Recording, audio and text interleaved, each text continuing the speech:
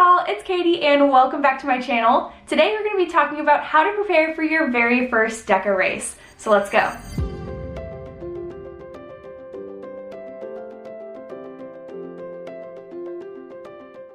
So maybe your gym just became a DEKA affiliate and you want to try out your first event, or maybe you have a friend that's just dragging you into it. But either way, here's what you need to know to rock your first DEKA event. There's a dog barking in my neighborhood, so if you hear it, apologies. First off, no matter your age or your fitness level, literally anyone can do DEKA, especially with the team options now. If there's one or two zones that you're uncomfortable with, you can team up with a friend and still conquer the course. The hardest things in DEKA boil down to 3 different areas: strength, endurance, and/or expectations.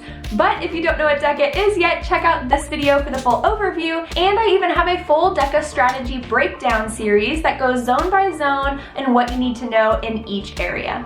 But in this video, we'll talk more generalities and how you can get ready for your first event. So our first area here is strength, and zones like the lunges, the box step over, the farmer carry, and the tank all involve a lot of strength and some mobility too. And these might be a big holdup for some people who struggle with strength, especially with low body, core, and grip strength that all these zones require. It can be quite a lot. So here's a few exercises that you can add to your routine to help you get ready.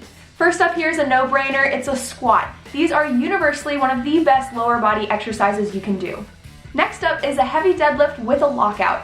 These can be conventional from the floor or they can be RDLs, but either way, at the end of your set, you'll find in that top position a lockout where you hold the bar for 5 to 10 seconds after your set to test that grip strength and really work on that core as well. And speaking of core and grip strength, the next one here is a dead arm hang. These are fantastic because you're using your own body weight by hanging from a bar, and it really puts that grip strength and core to the test.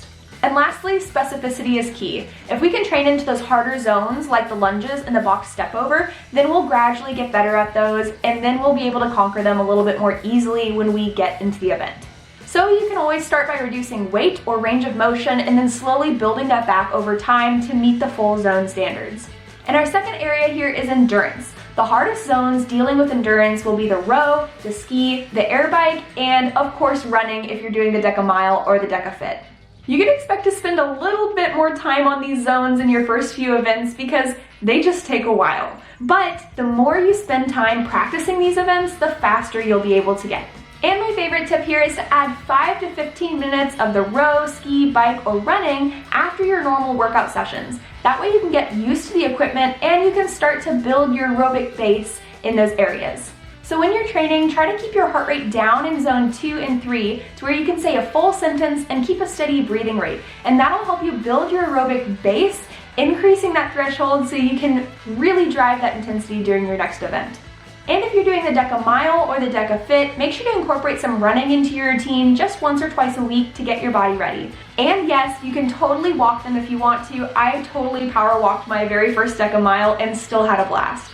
And our last area here is expectations. If this is your very first DEKA event, then this will just be a good benchmark for you.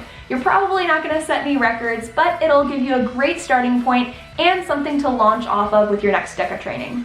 And it'll be a great learning experience for you too. It'll show you how you can improve your next event through training. So let's say in the first half of the event you went really fast and really hard, and then the back half you burned out a little bit and lost your energy. Or maybe one specific zone like the air bike took forever to finish. Then when you're training, you'll know next time to pace yourself on the front half or to spend a little extra time and extra TLC on that air bike to where you get more efficient at those specific zones. And another thing to think about with your very first event is don't overstress it. When you're at an event, sometimes you get that adrenaline going and there's lots of people cheering you on, which is my favorite part, but it can get a little stressful if it's your first event. So make sure to take your time and take breaks when you need to. Maintaining your heart rate and keeping that under control is so important. Just keep breathing and enjoy the challenge. And that's all I have for you guys today. But I don't know, maybe I left something out. If you have any tips for folks who are doing their very first DEKA race, go ahead and drop those below. Otherwise, if this video helped you, go ahead and give it a thumbs up or let me know how your DEKA training is going, and I'll see you in the next video. Stay healthy. Bye.